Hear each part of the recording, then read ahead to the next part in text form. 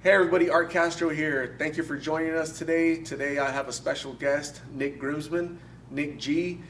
Nick, you recently reached out to me on YouTube, my Lost in Phoenix channel, and you wanted to let me know that you have a passion for what I'm doing out in the streets, interviewing people, talking to people that are kind of lost in drugs.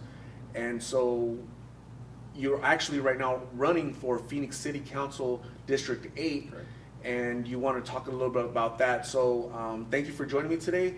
What are your thoughts on what's going on out here in Phoenix? I reached out to you because I saw your passion and what you're doing in the community, and as a city council candidate for District 8 here in Phoenix, I wanted to meet you and see your thoughts about how the leaders in Phoenix could help in that situation with the people with the fentanyl drug use and the extreme homelessness that we have here in Phoenix. We have a real bad homelessness problem, and I wanted to reach out to you and see your thoughts. And it was really amazing when we met. It was like we connected, and I was like, wow, we have the same passion to help people, and we don't have, our motives are pure. Like my motives to be a city council person, I really just want to help my community, just like with I saw with you.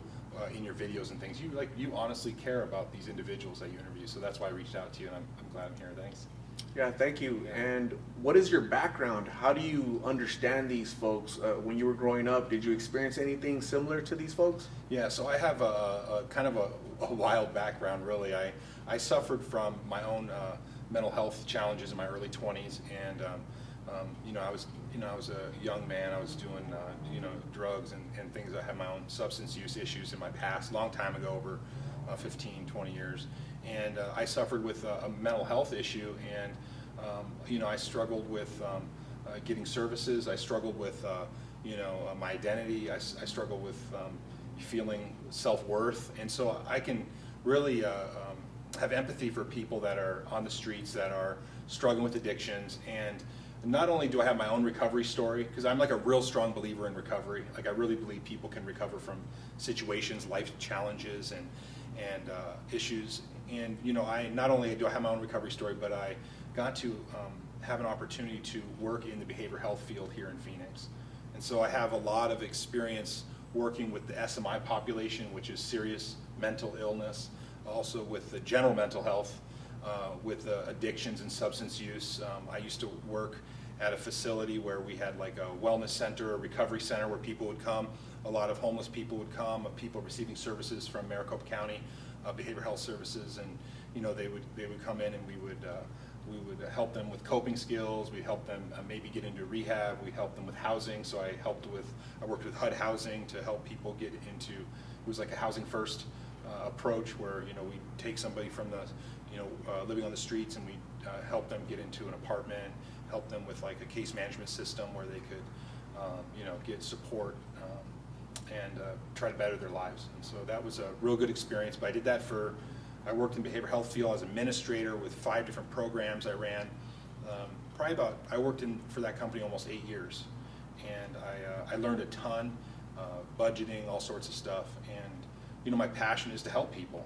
And I have a nonprofit myself here in Phoenix that I am a director of. And when city council came, the opportunity to run for city council, I was like, maybe I'll do it.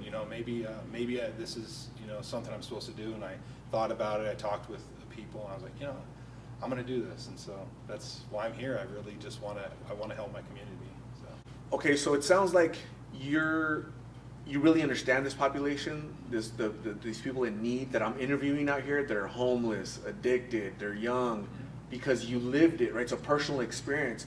And not only did you experience it, you overcame it, and you're successful, and you're trying to go back to that community and help them, right? And so if you are elected to District 8, Phoenix City Council, do you have some plans already in place? How will you go about building a coalition to go into that community and help out? That's a great question. So I've never been a city council person before. I get asked this a lot, like what is your platform? What are you going to do when you're in? And the first thing I can say is that my platform, I tell people, my platform is that I care about my community, I care about people. And so that's that's the heart I'm going to go into. If I get elected, that's the heart I will have when I go into city council, and I'll listen to my constituents first. That's the first people who you listen to, is that the people that live in your district.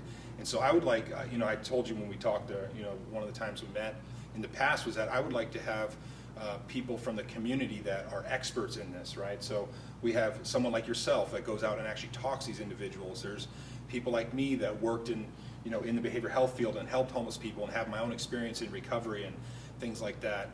Then there's other stakeholders and people in the community that's worked with the homeless population, mental health, that we could set up kind of like a board or a community connection where I could sit down and we could get ideas and really think outside the box, because we need leaders, we need people in city council and different government positions that think outside the box. It's 2021. We need new ideas. We need, people that really have a passion to help individuals, not just to be, a government leader, but actually they sincerely care about their community. So for me, it would be to listen to my constituents, have like a group of people that are experts in that, and then think outside the box. How can we implement technology? How can we, implement different types of housing how to house people, different programs for, maybe there's a new type of program for people suffering from, addictions.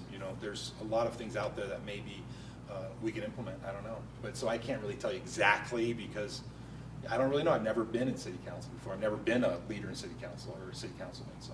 But you know what? Yeah. This is a really good first step. So you've never been in politics, but here you are reaching out to the community, people that are in the community, talking to these folks, and you're already taking steps that show that you are compassionate and you do want to give back. So I commend your effort and the commitment that you're demonstrating. Thanks. So how can people help you in your cause to be elected?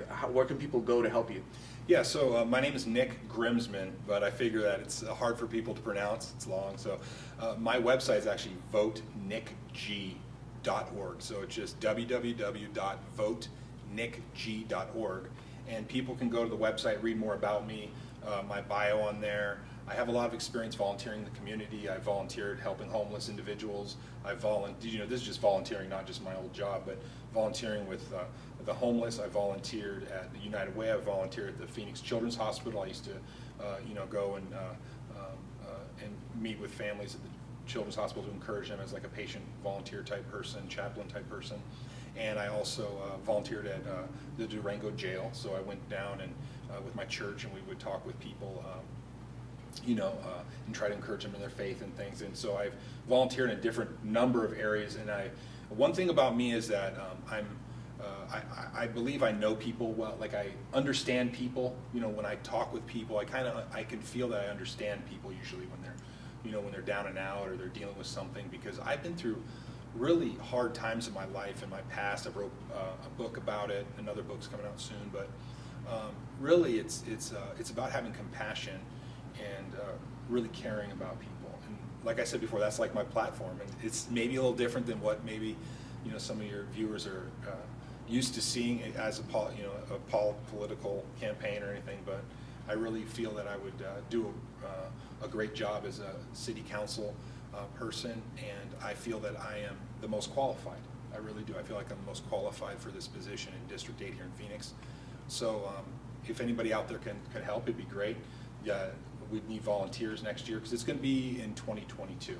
So it's 11-22. I think that's the next cycle, right? 22 season is November. So I need volunteers. I need donations, fundraisers. We do fundraisers, and they can give on my website, votenickg.org.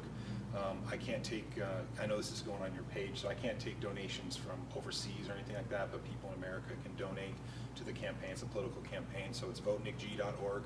I have all the social media, and it's just, the at votenickg. They can just find me that way, and they can Google me as well. So thank you so much. Yeah. Thank you, Nick. Yeah. So you know what? I'm going to give you a lot of credit for taking this step, because you're the only person that's ever reached out to me, and you're in a position that's, if you're elected, Yeah. you're going to have a good platform to be able to really go out and help people, right? Mm-hmm. So I'm excited for that. I'm grateful that you've reached out and I got to know you, and that you're talking to thousands of people here, letting them know what your intentions are, which are compassion, right? Extend some love and grace to the people that are out there vulnerable that really need it the most, right? Because of a personal experience that you've had in your life, right? So thank you very much for your time. Everybody out there, please check out his website. Please look into what Nick is trying to do. Let's give him some support, because I give him a lot of kudos for taking this step to be here and talking to us and let us know a little about himself. Okay, so Nick, best of luck. Thank you very much. Thank you.